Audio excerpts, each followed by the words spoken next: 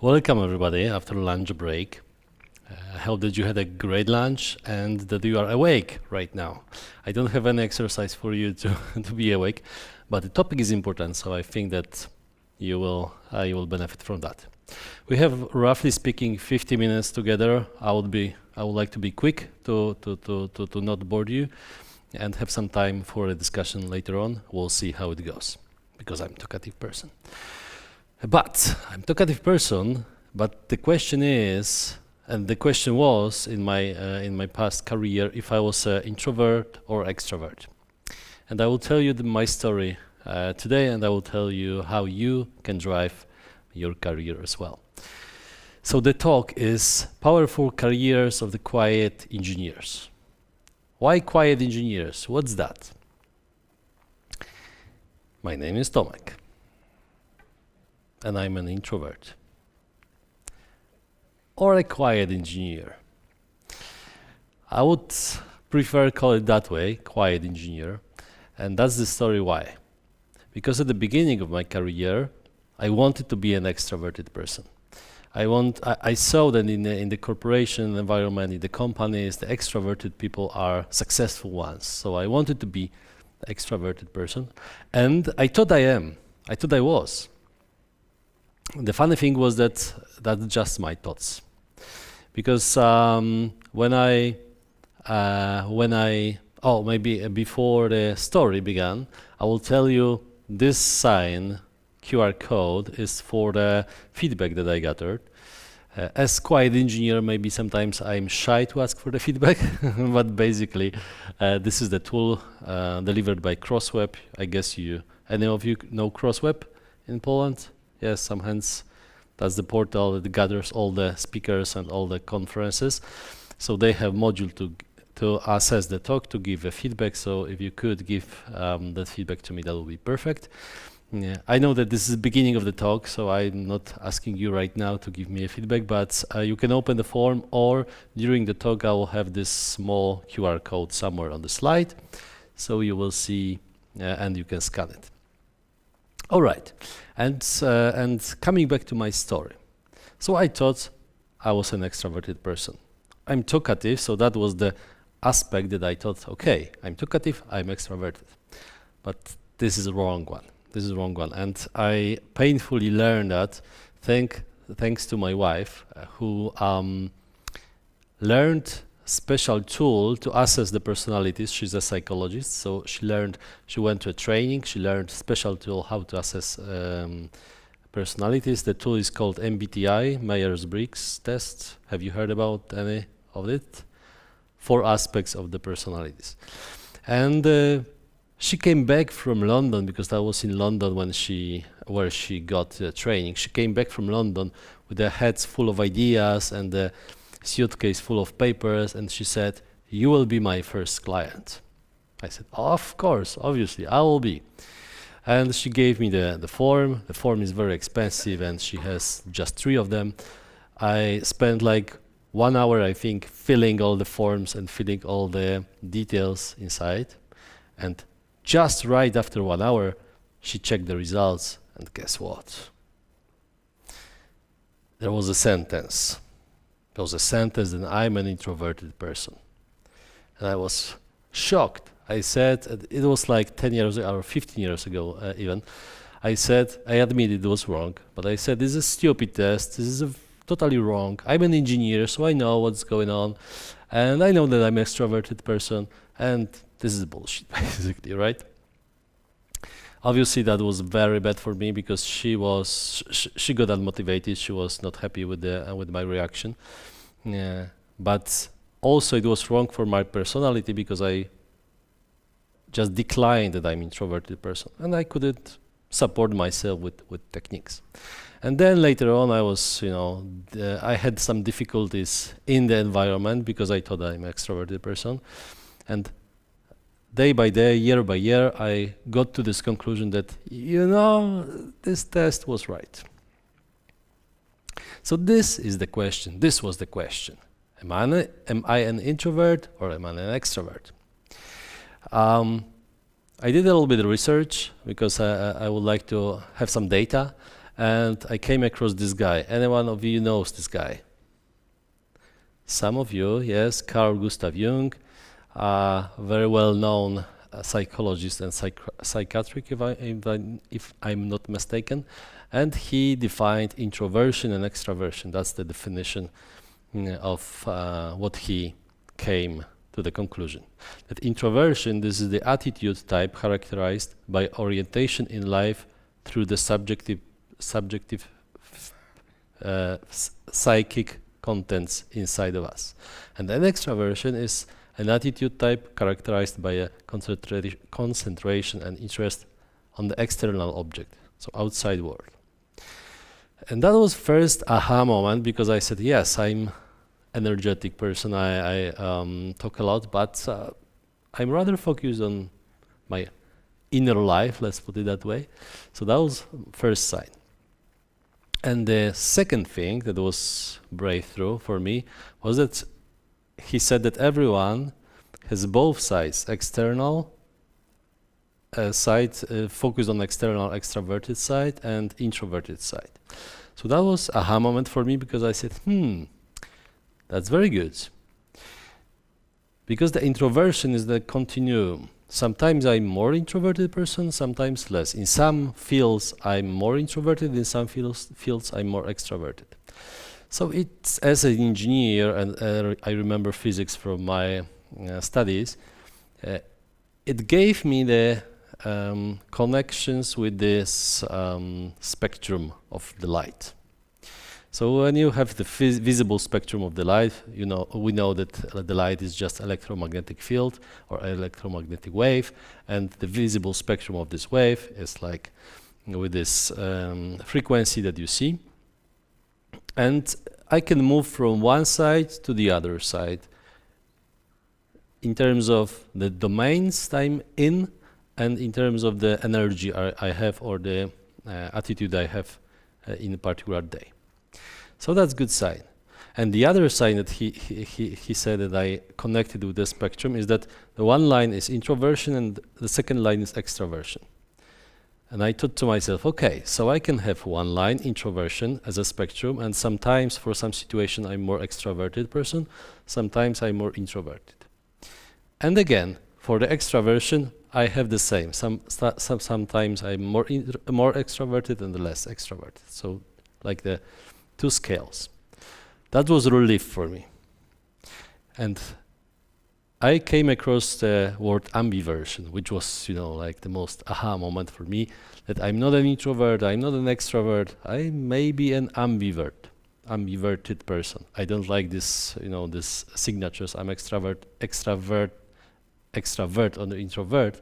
I would like to prefer calling extraverted person and introverted person.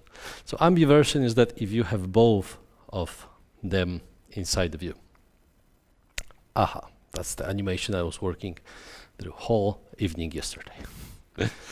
And the other guy that helped me is Jonathan Chick. He is the professor from United States, and he said that that's very loud sound. No worries. That he has 4 types of introversion. 4 types of introversion, which gives me even more information about what can I do, or how can I assess my personality, and how can I change myself or accept myself as well. So social introversion. Social introversion is the thing when I could be an introverted person, but I love social connections. I love being on the conferences, I love speaking to people, I love speak to you one-on-one after the talks. So that's one aspect of introversion. The other group is the thinking introversion. And I like it a lot, because this is what describes me, I think, the best. So the introversion that I'm an introvert or introverted person, and I have a lot of processes in my mind to think. That's why, for example, I like talks and I like sharing the knowledge, because I connect the dots, and then if I connect the dots, I can see some patterns and share it with you. So that's my type. Then there is a restrained introversion.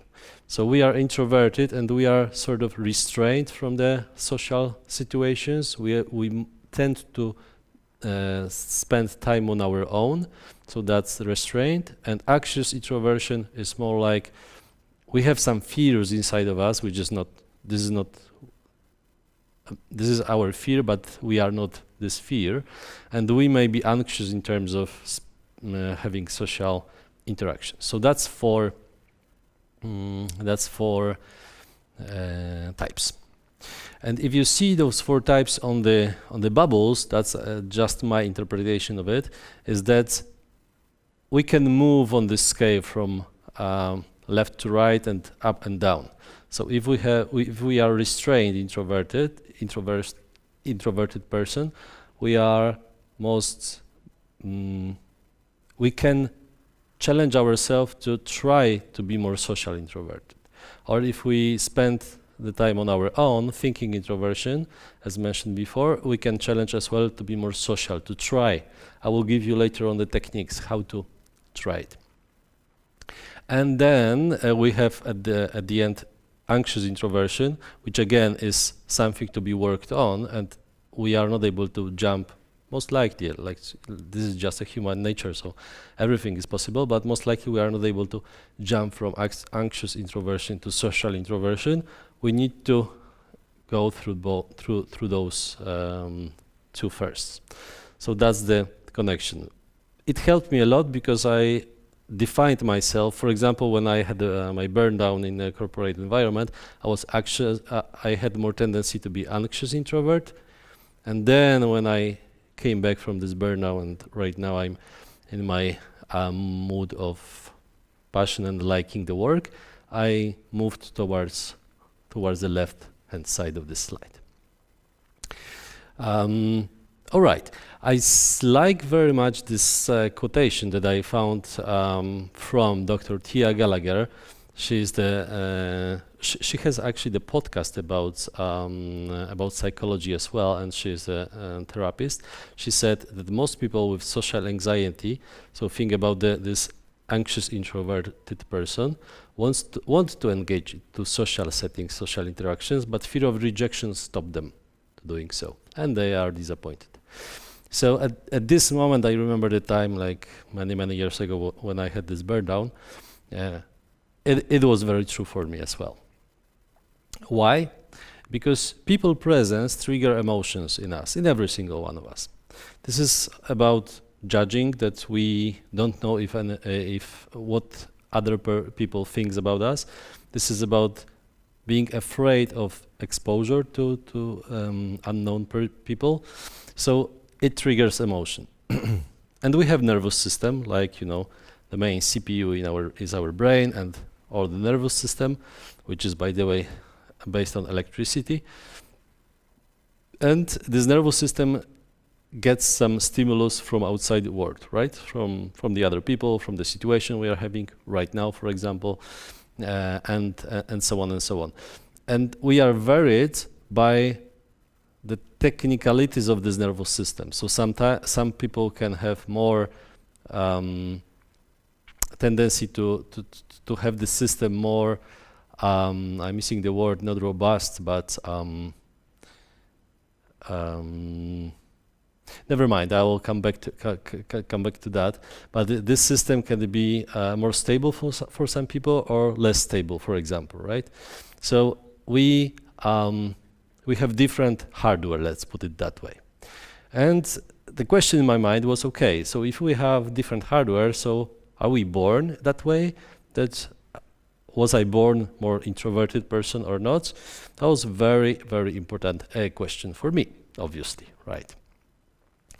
By the way, this is the QR code, the same as at the beginning for the feedback. And I went through this book from this lady, Susan Cain. The book is not sure if it's visible. Visible, that's visible. Quiet, just quiet. In Polish, is like a couple of more words, but in English version, it's just quiet. And she describes a lot about introversion. Many of these aspects of the knowledge that I'm sharing right now is from this book. And she said that we are 50% born with that, so 50% of introversion is heritable, and 50% is determined by environment we are in, which is obviously 50-50, right? But it's good information for me because even though I had this tendency to think that I'm judging myself, saying I'm a bad person because I'm introverted, or I was born that way and I can't just do anything with that, right? This 50% of surrounding of environment gives me a hope that I can train or challenge myself, or I don't like this word challenge, by the way, but I can be open to change myself. So that was very, very good. Okay, so that was the part about the introversion in me. Not sure how it works in you guys, and here is some tips and tricks or some benefits that we can get, because I guess that many of you guys are introverted or has this introversion inside of you. I divided those benefits for engineering and leadership. So engineering benefits is like this. First things first, we have, as engineers, we in our population of engineers, we have a lot of people. I would say I didn't do the research, but I would say most of people with the introversion aspect. And why is that? Because we have this huge benefit of deep technical expertise. Especially if we are this thinking introverted people, we love to spend time on our own, right? Figuring out stuff, solving puzzles, reading about coding. Am I right? Raise a hand who loves this flow state. Yes, pretty much everyone, right? So this is our huge advantage, and that's why we are working in IT, in engineering world. The second thing is analytical and methodical thinking. So when we think, everything needs to make sense. The items need to be connected. The dots need to be connected with each other, right? So that's our huge benefit as well for the company, for the business, and ultimately for our careers, right? Because when we would like to improve our careers, get more salary, we need to show the company the value we create and the benefit we have. So that's one of those. We have detailed orientation approach, right? So we are oriented to the details. We can correct the same code again and again, refactor the whole system again and again to have this perfect, beautiful, shiny code. At least I was doing that way when I was Java developer. And focus and concentration, that's obvious. The other programming benefits that I see here is that strong individual contributors. So we like to work on our own, right? Obviously, we have this pair programming thing or code review when we, putting the comments in pull requests. That's stupid code. Fix that. That's not my way of thinking. But we are keen on delivering high quality code, which is good, right? Because bugs on production for systems are not the best one and lower the revenue of the company at the end. What do we have else? Operational excellence and persistence, right? So if the error on the production occurs, we are jumping to that and trying to solve it, right? So we by the way, everyone from the management asks us when you will solve it, right? When it will be ready, and we don't know because we are so focused on solving it, not assessing when it will be done. Talking about the leadership. So when it comes to the leadership, there are some benefits as well. We are thoughtful leaders because we tend to spend some time on our own thinking. We think more, we have the tendency, at least I have the tendency to think more about the team I'm managing, about people that I'm working with. So when I'm a leader of the company or the team, it's more thoughtful and more empathetic. So that's one aspect. The other aspect is innovation and creativity. I will at the end mention about the innovation, how we can get more innovation on our side, but definitely if we think more, we can be more innovative. And that's also the benefit that you can sell in your company. Building inclusive work cultures. Culture doesn't mean concrete, but building inclusive environment. If we are empathetic, and usually empathy is connected with introversion, if we are more empathetic, then we can think more about also how others feel in that way, because, for example, in the conference, I'm not feeling very into the conversations, and I'm with my team on the conference, so I can think about them, hey, are they okay with being on the conference and speaking to others, right? This type of example. And sometimes we are good at conflict resolution and mediations. And that's the thing that it's not popular in the companies, because we usually don't speak about mediation in the company, and we should. Why is that? Because we have a lot of conflicts, right? Raise a hand who don't have any conflict in your workspace. Obviously, no one, right? We have the conflicts. My code is better. My idea is better, actually. Oh, that's stupid what they developed. Our container is the best one, right? So we have a lot of conflicts, and if the introverted person can manage that, obviously, he or she doesn't need to speak a lot. Actually, that's the benefit, that she or he doesn't speak a lot. She or he needs to connect those people and give them the time to say out loud what they think, but also to manage their conversation. This is more from the group dynamic process, so I'll be not talking about it today, but this is the benefit as well. The introverted person can lead the conversation very, very good, in a good way, because this person is not so much talkative. And agile word, one sentence, but very important one, retrospection. We are good at retrospecting things because we think a lot, right? That's the question. If we have this safe environment to say out loud what went well, what went wrong before, but we can be good on noticing those facts. And something from my work recently. CEO's benefits, or C-levels benefits, or directors' benefit, what they can have from you guys as introverted people, or the quiet engineers, let's put it that way, because that's a sentence that I like. There's something like critical missions, and I would like to share that and tell you that, because it's very critical for your career. Sometimes you have a person, I'm not sure if you notice this person, but I've seen examples in many companies like this, that there's just a regular developer sitting in the corner, regular one. He or she doesn't have any career progression, is not senior, super senior, or like all the titles that we got. We don't know about his or her salary, so that's out of the topic, but we know that it's just a developer, right? But the trick is that this developer is on the critical mission. What that means, he or she has built a trust with C-level folk, for example, CTO. And every time CTO has some question from the board saying, hey, could you check if we can pivot our application, let's say, I don't know, let's put Uber. It's a very easy example, but doesn't matter. Let's put Uber. We delivered...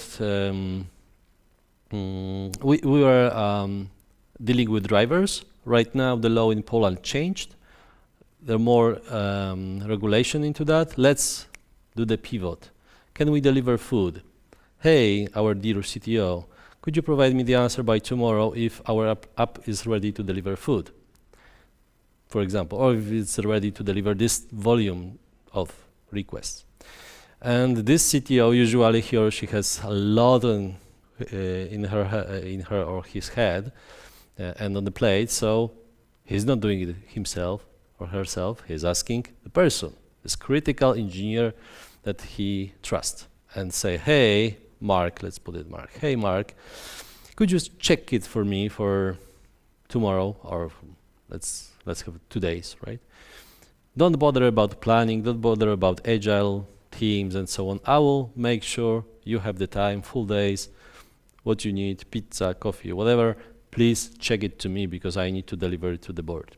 And this is the critical mission that usually, actually the most introverted people I've seen on those critical missions. Because when you have those, when you have the trust built with your executive, with your C-level, there are two aspects of trust. I will not tell you all the details because I had a separate talk about it, but I can just tell you that there are one aspect is about delivering results. So you need to code, you need to know how to code, you need to know how to innovate to deliver results. And the other aspect is about like a human trust. This exec needs to trust you that he will, that this person will not say, oh, you know, but I will do that and then I will not deliver, because the answer needs to be ready, needs to be concrete, needs to be the best. So trust is very, very critical. And then all the proof of concept activities, all the research that needs to be done very quickly, sometimes with some confidence data, because you just can't tell everyone or tell someone who you don't trust that will be doing pivot, because pivot usually is connected with some layoffs sometimes, right? And also the deep research of the market. So that's the benefits that introverted person can have for the company at the end of the day for his or her C-level manager. All right, so what are the tools that I was using before or now, or even now? Right now I'm more used to those tools just having in my mind, but I was doing that. Save the mental energy before important meetings, and this is the energy is critical. I know that it's can sound silly, but I planned my calendar based on time. So I checked Outlook calendar, said, okay, do I have the boxes here? Do I have a empty space for, I don't know, the conference to deliver to you? Yes, I do. Okay, everything's fine. But then after a couple of years, I found out that this is not only about the time, this is about the energy. Because I can have a time, like 2-hour slot, for example, today to deliver talk to you. And before that, like it was 1 p.m. So before that I could have, actually I had two meetings, but I could have like 4 meetings planned because it fits my calendar. I still can travel from my office to Multikino. That's fine. But before that I could have used all my energy with the meeting with the board, for example, and I may arrive here and say, you know what, I don't have any energy to deliver you the talk, which is actually, it's not something that we would like, right? I would like to have the energy for you, and I would like to plan this energy that if I have a 1 p.m. talk for you, I don't plan any heavily meetings before, for example. So that's one technique. And it helped me a lot. Second thing, prepare for such meetings. Again, sounds silly, but really important part to be prepared, and not just to have the agenda and have the goal and so on, but be prepared. I'm saying, what do you need to speak? Who do you need to speak to? Know the audience, but what you would like to say during the meeting, right? Because if I had in the past challenge, especially in English, I had this challenge when I started my career. I had this challenge with starting speaking on the meeting. I would love to ask you, but I will not be asking because it's like very sensitive data. But I had this challenge to start speaking on a meeting, big meeting with the senior directors. So how I approached that? I approached that preparing myself. Okay, this is the meeting with senior directors. What's my goal? Obviously, what I would like to achieve, and then what and when I would like to tell people something. So that was critical for me, because then as introverted person, I was ready to say, hey, right now I would like to, or I even saw it in my notes that right now it's time for me to speak. Come early before the meetings. So it usually doesn't work in the corporation when you have online meetings, right? Or just small rooms. But come early is the advice for the conference, for example. So if you deliver your first speech and you don't know the venue, come early, come even one day before if possible, check the stage, check for example that it's a big room, right? And I would love to stand like this, even further. I will do that. Apologize for that. I would love to stand here, right? Or even here in front of you guys. But we have recording facilities, right? So I had to adjust my wishes or adjust my comfort zone, which was there, and then focus on standing here because of the facilities and the lighting that is here. So this is maybe more advanced preparation, right? But this is needed. If you have the speech and you are not just like person who jumps in and say, yes, okay, well, never mind, I will be there, I will be here, I can speak to you guys.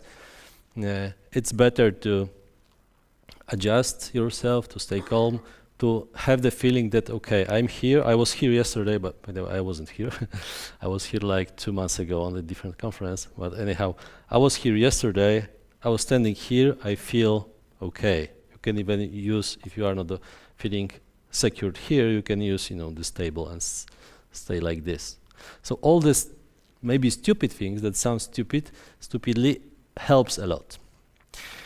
What else do we have? What else I used? Involved in doing things during the large gatherings. Actually, this one I didn't test, but I got this from my friend, who said that he was afraid of being on the conferences or the, like maybe smaller rooms than this one, when you are in the room and you need to speak with someone.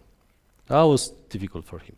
And he said, okay, so what I decided to be involved in something that's going on there. If there is some game that people are playing, or if there's something to do, if we need to connect the TV, for example, he was the one doing that. Also, the good thing that helped me is to have the exit strategy. So recently I speak at many conferences. I have a lot of various different events, even 2 or 3, or maybe 3 not, but 2 per day. And for example, this evening I have the gathering as well, and I already have the exit strategy, so I know when I would like to leave. I know what's the reason I'm leaving, and I know how to do it. So no one will convince me, hey, come on, stay longer, because then if I don't have energy and someone convinces me to stay longer, that's difficult for me. So the exit strategy is very important. Leverage music. So what I used to do, right now I don't have time, but what I used to do when I was stressed before talks, for example, I spent like 3 minutes with one song, listening to one song that just connects me with myself and provide the situation when I'm just here with this song with no one else stressing me out. So that's the thing. No coffee before intense meetings. I don't drink coffee anyhow, but I've heard this advice because coffee increase your stress as well, or the body energetic system, if I call that way. All right. The other 3, the last one, I think, prepare for social interactions. So if you will have the social interactions, prepare for it. Know what topics you would like to speak with the people. If you are afraid of speaking, conversation starters, obviously. This is not about the talk, not about having the social interactions and networking, but think about how would you start a conversation with a stranger on the conference. You can start. After this talk, you can start. Have you heard Tomek talking on the stage? Did you like it? Right? Maybe I not. Maybe I am not agreeing with him. Something like this. It starts conversation, and then you could do. And by the way, what do you do on your daily basis? So this type of starters. Cultivate deep relationships. That's mine, obviously. So instead of speaking, instead of having like 1,000 relationships on the conference or building it, I prefer having smaller contacts but more deep. If you are the leader, who is the leader on the site, or who manages team? people. We have leaders. 2, 3 people, 4, okay, 5, all right. So if you are the leader of the introverted people, don't assume that they are talkative, so they have the energy or they feel okay. Just ask about it. Give people time to shine, or show the strength in front of the other managers, in front of the committee that is, or people that are involved in this decision making about the career. Provide private spaces. Right now, after COVID, we work remotely most of the time or some of the time, so it's not that critical, but definitely focus on providing some spaces for those people who are introverted. Obviously, quality, not speed. I think that it is something important for our IT environment, and we pay attention to that sometimes. Offer multiple ways of interactions, obviously, face-to-face, online, sometimes deep work, and so on and so forth. And remember the one thing, if you are afraid of building relationship with people, which is important for your career as well, remember that the one thing people like to talk is to talking about themselves. So that's the critical thing. If you don't feel comfortable talking to everyone and being talkative, just listen to them, ask questions from time to time, but they love to talk about themselves. It will give you time and save you the energy. All right, and the third part, which is career accelerators, because we are passionate about our work, we love to do it, but we are here or in our companies to earn money, to have salaries, to have careers, and so on. I call it CCT. This is not CCTV. This is CCT because I love those type of acronyms. This is my acronym I came across. Create career team. Career care team. Oh, that's the way. Career care team. So basically, create your team that will help you. And this is not your team directly you work with. It can be people who just wish you well from the same company, from different teams, and can give you the feedback or can give you just a good word. It can be a mentor.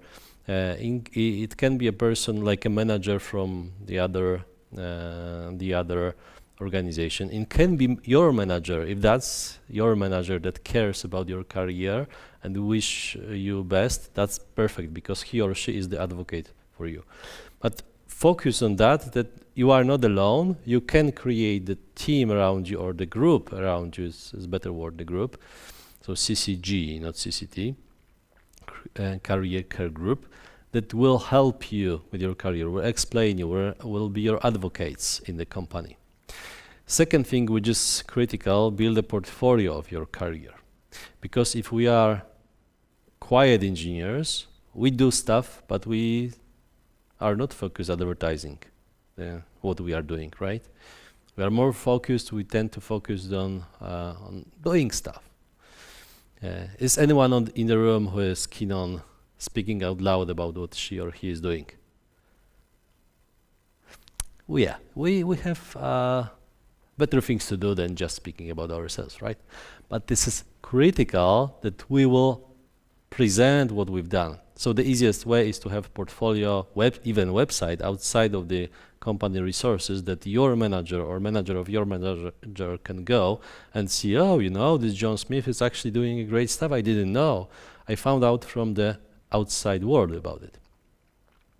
And this is about the reputation as well. Nowadays, world love to speak about the brand, social brand or the personal brand, how to build that. You need to post on the LinkedIn, whatever, to have the photos. This is not about that. This is about your reputation in the company. You remember the guy in the corner for the special mission? The reputation of this guy is hugely strong in a C-level group. Your reputation needs to be created by yourself. First things first, how you act, what you do, what you deliver, and the second thing, who knows about it. Your manager should be the one advocating for you, speaking in the room when you are not in this room, speaking about you, and convincing others to give you the promotion. But he or she needs to have some, my manager called it ammunition. They need to have some, he told me, Tomek, give me some ammunition to fight for your promotion. So that's the reputation part connected with portfolio. Stakeholder analysis. Have you heard about stakeholder analysis? Nope. Okay. So it's basically one person or two. It's basically about knowing your stakeholders, who is around you, not just your direct leader who gives you the tasks, but there are people in your company who are interested in what you are doing. You may not know them yet. And you need to know them and their needs. So this is very simple. You can find it on the internet as well. The matrix of the stakeholders. You have 4 boxes here, right? On the x-axis, you have the influence of the person, how the influential he or she is. And on the y-axis, you have the interests of this person, if he or she is interested in the things that you are doing. So if you have the person who is who has a huge influence and is very interested, that's high end, manage very closely, have the relationship closely, inform what you are doing, spend the time with this person, update them. This is usually the leaders of the company. Then on the other side, you have this low influence of your career, for example. It works for everything, but let's put it of your career. It is low influence and your low interest of promoting you. So just minimal contact. I'm not saying neglect them. I'm saying minimal contact to save some time and energy to invest in other people, right? And obviously those two on the other sides as well. So that's the thing that you can use. You can write the names. This is not for labeling people. I don't like labeling people. This is for investing when your energy needs to be invested, but because you have certain amount of energy, certain amount of time, and that helps you, predict that. The other thing that I was doing is the meeting types and needs. So again, I don't have the full list, or I don't have any list actually today with me about the meetings that we are having, but you know the types of meetings you have, like daily stand-ups, like planning meetings, retrospective, when I think about Agile, town halls, when it's good actually to ask some questions, so you can even if you are not so much into this meeting, you can prepare one question that you will ask on the next town hall. Why? Because it can start building your reputation.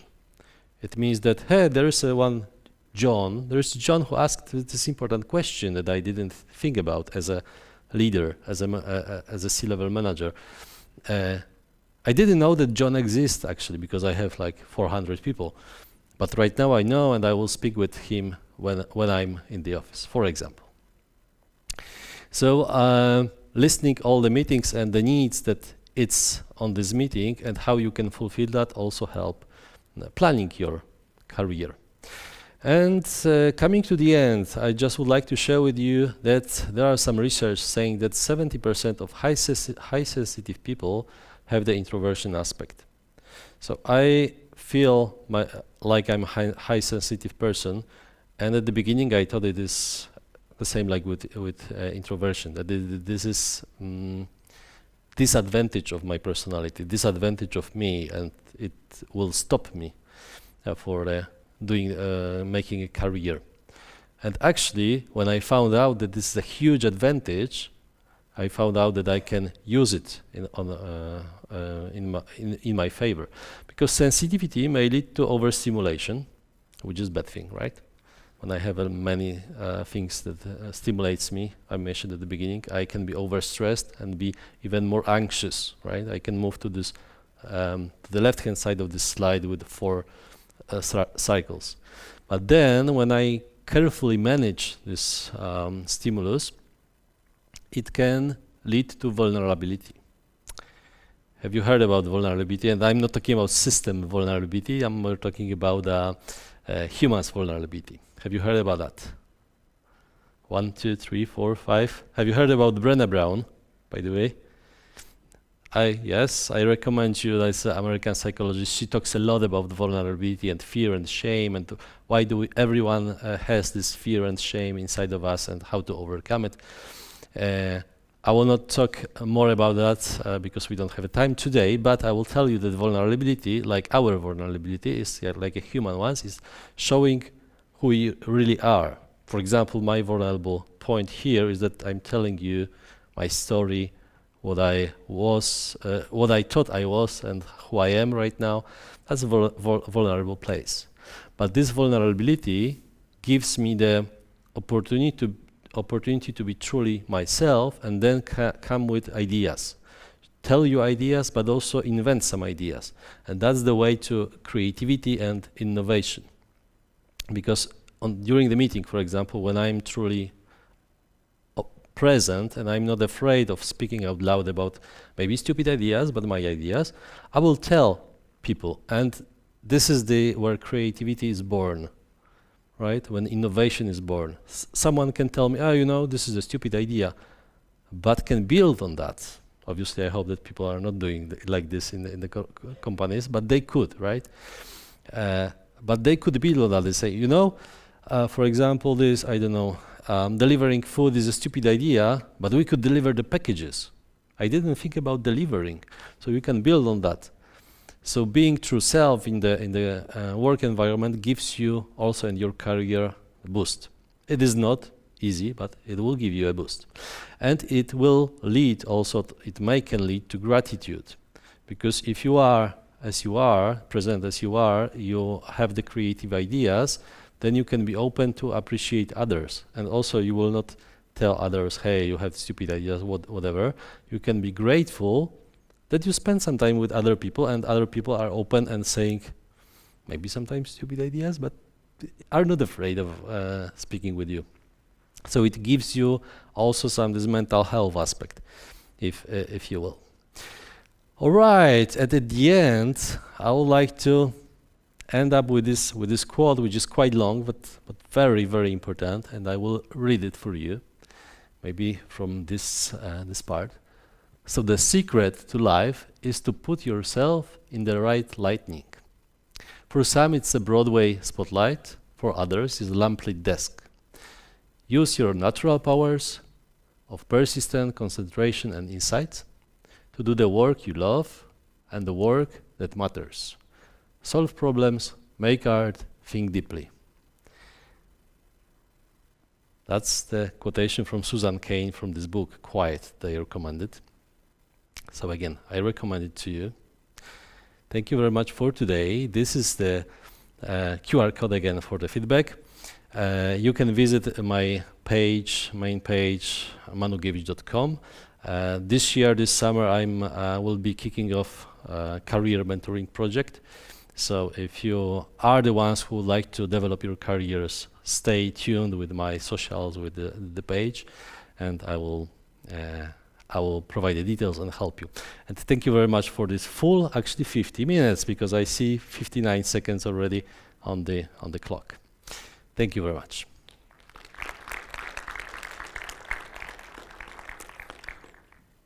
We have just 1 minute for the questions. Not sure about the questions if you are getting, but if not, I can speak with you after the call as well, after the talk as well. So do we have any?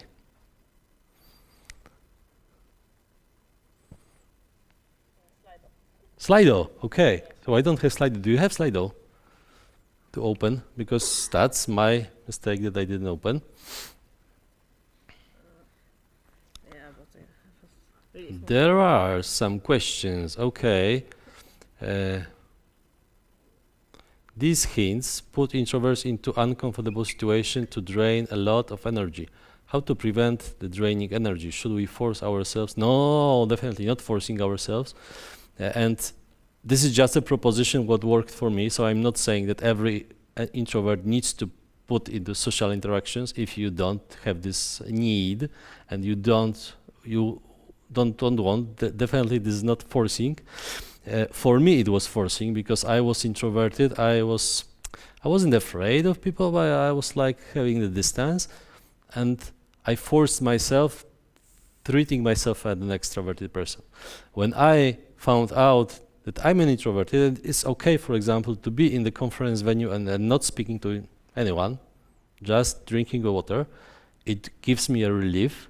So I was not afraid of being on the big meetings, but just saying, okay, I'm introverted, I'm just drinking the water. I prepared my talking points that I would like to share with the guys, but right now I don't involve my energy. Maybe I don't involve my energy to save it to the moment when I would like to say something. So that's that.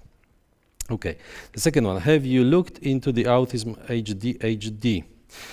To be honest, I didn't. With the ADHD, I did something, and I didn't the assessment, but I observed some patterns there, and there is also Asperger's syndrome, which I had a couple of my friends working in IT with Asperger's, so definitely very important for me, very deep point, right?